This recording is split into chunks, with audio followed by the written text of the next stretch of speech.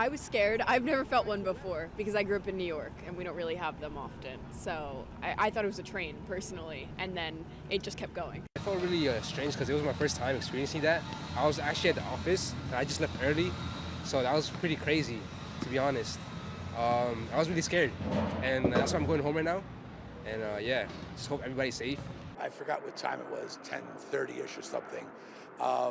It literally, the entire building rumbled. I actually was delighted to find out that a tractor trailer did not hit the side of my building. When we came out, I've lived in New Jersey since 1964 officially, and never felt that before. I heard the loudest boom and crack, as if the house cracked in half or something. And I ran towards the deck and outside, and I guess I was so quick that I felt nothing other hearing the boom and the roaring. When I got to the front yard, my neighbor with her 2 daughters was out, and her daughters were sleeping, so unfortunately they experienced the house shake, the frames fall. Bella, the 10-year-old, 11-year-old, fell down the stairs from fear. But after that, though,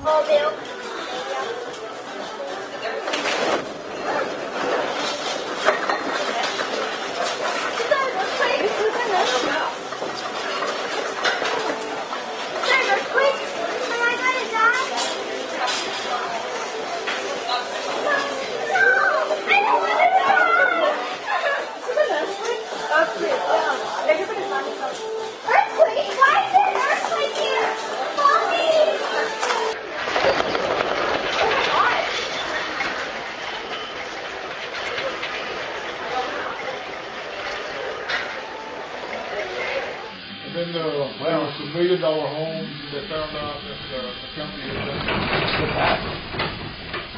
What the heck is that? Was that an earthquake? That's what it really was. Wow. Wow, that's the biggest one. Still going. It's still going. Whoa. Is Japan pushing to have the first non-American on the moon? And has the See, if my kids were home, I would think it was them. A 4.8 magnitude earthquake struck the New York City area Friday morning, shaking buildings up and down the East Coast and surprising many residents who rarely experience such events. I was scared. I've never felt one before. I felt really strange because it was my first time experiencing that. The quake's epicenter was in Tewksbury in central New Jersey, about 40 miles west of New York City according to the U.S. Geological Survey. It occurred just after 10:20 a.m. Eastern Time. Tremors were felt in the heart of Manhattan and beyond, with people from Baltimore to Boston reporting rumblings. Surveillance video captured the moment it shook this Boonton, New Jersey coffee shop.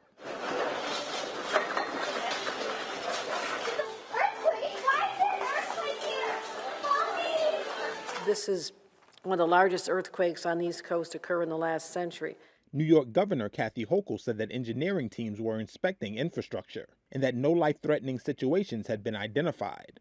A few aftershocks followed later in the day, explained David Wunsch, state geologist and director at the Delaware Geological Survey. It looks to be at least 2 or 3 aftershocks that have been recorded since the major event earlier today, but they're all more like in the magnitude 2 range, so significantly smaller, and that's very typical of earthquake behavior, that you have a gradually tailing off of the magnitude of the aftershock energy with time. Friday's tremor was the largest felt in the city since the 2011 5.8 magnitude earthquake in Virginia that prompted evacuations of New York City Hall and other buildings and caused damage in Washington, D.C. According to the USGS, earthquakes in the eastern U.S. are felt across a far broader area than western quakes because the bedrock is much older and harder, transferring seismic energy more easily. There is no sanitation to speak of. A community I visited had 1 toilet for 600 people. Women stood in line for 3 hours to make use of it.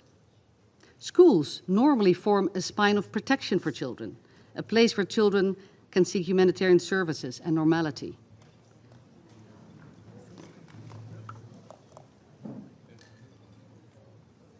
Go ahead. Education is... Wow. Earthquake. Is that an earthquake? Yeah. Well, education is... You're making the ground shake. Education is in many ways, Madam President, am I okay to continue? Education is in many ways life-saving, but not in Gaza, where every single child is out of school and 80% of education facilities have been destroyed.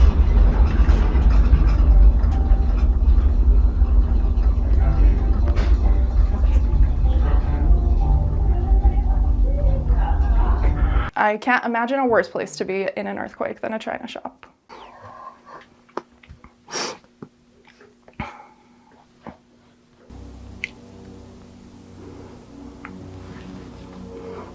This morning, I was sitting over on my iPad doing some customer service work, and I felt something or heard something, a rumbling, and I thought it was maybe a big truck going by on the street here. That was my first instinct, was a big truck. And then I thought it was something else, something much worse. And then that's when I realized, oh, this is probably an earthquake. I could feel the rumbling, hear the rumbling, and then I heard the china start to crackle a little bit.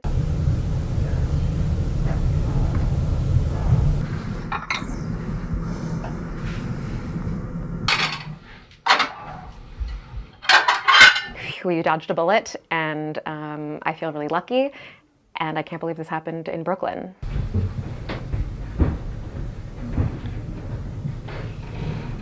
This would have been one big mosaic puddle of shards, and that would have been pretty bad.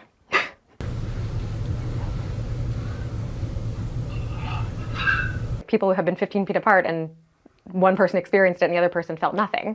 And so it's just funny that we really did feel it here in the china shop.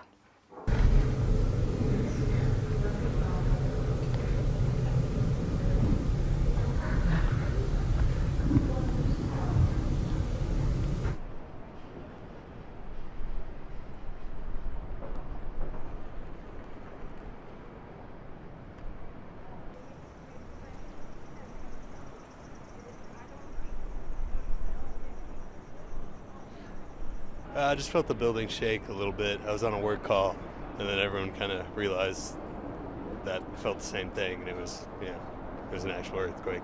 So, but nothing too crazy.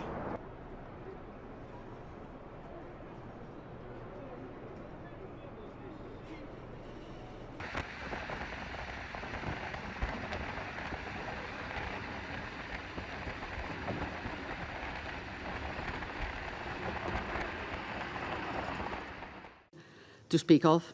A community I visited had one toilet for 600 people. Women stood in line for 3 hours to make use of it. Schools normally form a spine of protection for children, a place where children can seek humanitarian services and normality.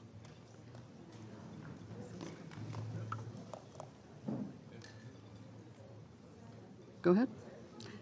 Education is... Wow. That's great. Is that an earthquake? Yeah. Well, education is... You're making the ground shake. Education is in many ways... Madam President, am I okay to continue? Education is in many ways life-saving, but not in Gaza, where every single child is out of school and 80% of education facilities have been destroyed. To speak of, a community I visited had one toilet for 600 people. Women stood in line for 3 hours to make use of it. Schools normally form a spine of protection for children, a place where children can seek humanitarian services and normality.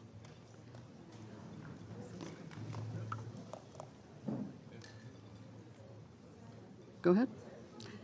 Education is... Wow. That's great. Is that an earthquake? Yeah. Well,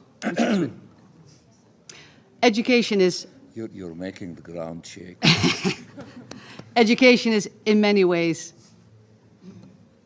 Madam President, am I okay to continue? Education is in many ways life-saving, but not in Gaza, where every single child is out of school and...